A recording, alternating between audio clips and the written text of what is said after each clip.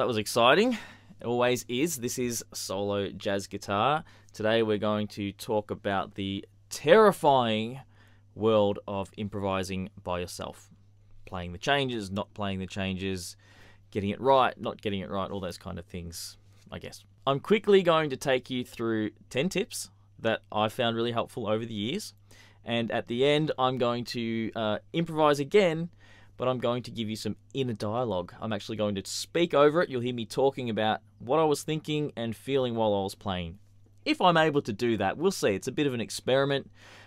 Let's just see how it goes. But let's get right into those 10 tips, okay? The 10 things that I think might really help you with soloing by yourself. I was going to call the video How to Play With Yourself, but I was a bit concerned about the SEO ramifications of that title. Okay, so number one, this is really obvious, knowing the harmony and the melody, but particularly the harmony. Obviously, if you're doing a solo arrangement, you should know these things, but as I did discuss in my solo guitar guide, solo jazz guitar guide, I often really arranged pieces and then didn't really know the harmony and melody separately, which is a big mistake. So make sure you know your harmony and your melody separately because it will really help you draw from those. Number two, practice those changes to the nth degree. You know, if the chords go, it's like I was just playing Fly Me to the Moon at the start, A minor, D,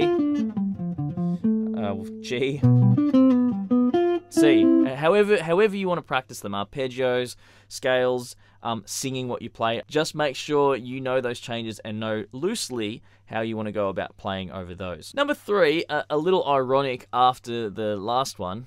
Just move that a little bit, it's shadowing me. Number three, a little ironic after the last one, I know, but don't always play the changes. Sometimes you just want to, or whatever you want to do, but just stop worrying and play, and hopefully you can pick up where you are. If you do lose the chords, just pick up the tune, keep the tune in your head. Number four, playing in tempo. Please don't always play free time. It's not great to listen to for a whole 40-minute set. It's really nice to mix it up. So mix it up. Practice playing in time and practice playing outside tempo as well. There's much better players than me, much more experienced, that have suggested this. Andy Brown talks about it. I really recommend his masterclass. I think it's on my masterclass, maybe? I might put the link below. Okay, another really great tip, play chords. You don't always have to be soloing. Jump into some chords. You know, again, if it's Fly Me to the Moon and you're halfway through, nothing wrong with going.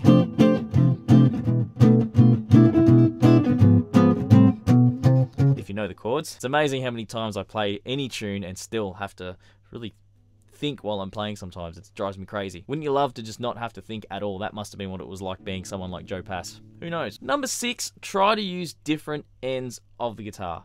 So if you're up here,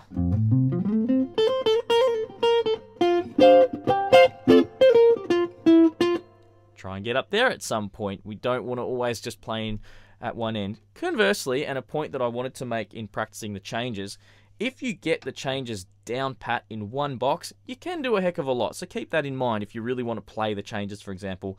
But when you want to wander off and just take some risks or experiment a little bit, you know, try to move around the neck and use the guitar a little bit. Of course, makes sense. Number seven, don't forget about dynamics. There are some great players out there, with great names, the whole lot, but you'll still see occasionally there's some, soloing that can just become a little bit monotonous dynamically. It's amazing to see some great chops, but if it's all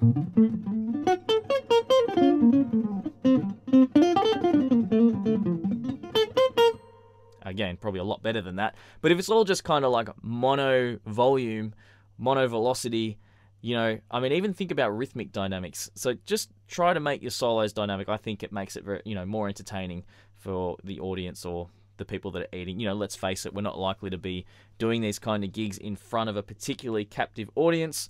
I have a couple of times and it's terrifying, but it actually always brings out the best in my playing too. And these are the things that usually put smiles on people's faces when you've got a captive audience, is, when you're mixing things up, when you're playing dynamically, even if you aren't playing that well, which I feel like has happened many times, I'm not catching the changes or I'm not really doing what I want. if I'm entertaining the audience and I'm loud and soft and I'm varying things up and being a bit dramatic, it's really quite useful. Number 8, this one's actually really cool. You know, Bill Frisell is the ultimate guy for this one. Don't fear the space, okay? Even when you are soloing and you think it's starting to sound a little bit thin and you might want to grab chords or grab some lower notes just to try and fill it out a little bit, it's totally okay if you end up, you know, if you are up here, if we're doing...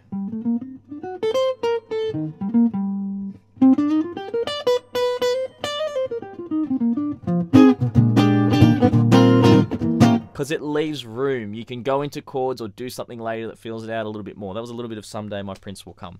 Actually, my video on that, that's actually done okay. There's a video on there that's had about 3,500 views. I'll put that in the link too. So yeah, don't be scared of the fact that there's going to be moments where if you're just playing single lines, it's just you playing single lines. It's okay. Embrace it. Now the next thing, and this is a little bit challenging, there is a territory where we love to go that is at the edge of our ability, but try not to overplay and play what you know. Play the things that you know. Play the things that you're comfortable with, even if they feel a bit repetitive or things that you're really comfortable with. There's a descending passage actually in Someday My Prince Will Come when it goes D minor, C sharp minor, C minor, and I often do the same things.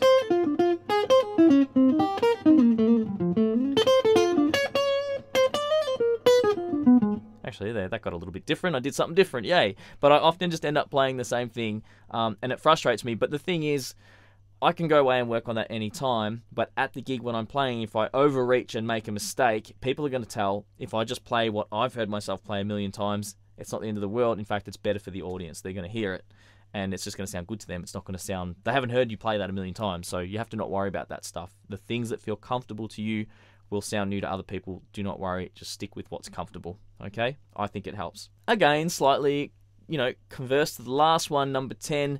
Just believe that what you are going to play is good and is a genuinely musical contribution. I think that really helps. I remember I was playing in a several-piece swing band for a long time, and I remember practicing so much before rehearsals and then going into rehearsals, trying to nail the things that I was practicing, and it didn't always come off. And one rehearsal, I went in and I said to myself, you know what? Just go in and play like every note you play is legendary. I know. What can I say? I was young and egotistical. But I played really well, and my solo sounded really cool, and it taught me a lot. So obviously that was in a band context, but the same applies for when you're playing solo. If you genuinely believe that whatever you play is going to be okay, you'll play a lot better, a lot more confidently, and a lot more comfortably. Okay, we start out with chords, just to set it up. Now I'm riffing in F. I know that I look for that C sharp from the A7. Just hit a specific chord. I'm outlining chords at the end of the passage here with some licks and ideas, a bit of an arpeggio, a chord, little chordal passage there, outlining the chords. We're in F here. Just riffing in F again.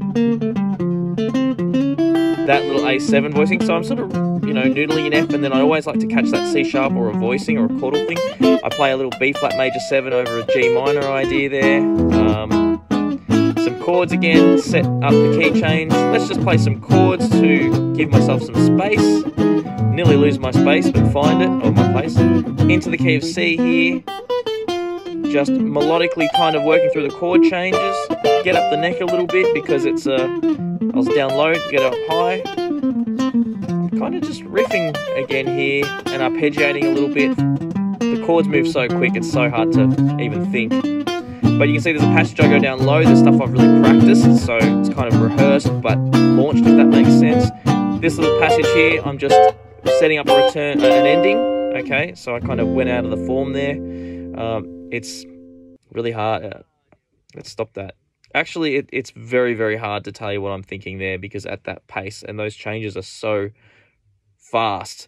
But there's ideas that I've obviously rehearsed, and arpeggios and things that are quite rehearsed, little chord passages that I've worked on. So you're kind of launching rehearsed ideas, and you're not really sure exactly how they're going to go because you're not doing exactly the same thing that you might have been working on. But there's certainly concepts that have been really worked on.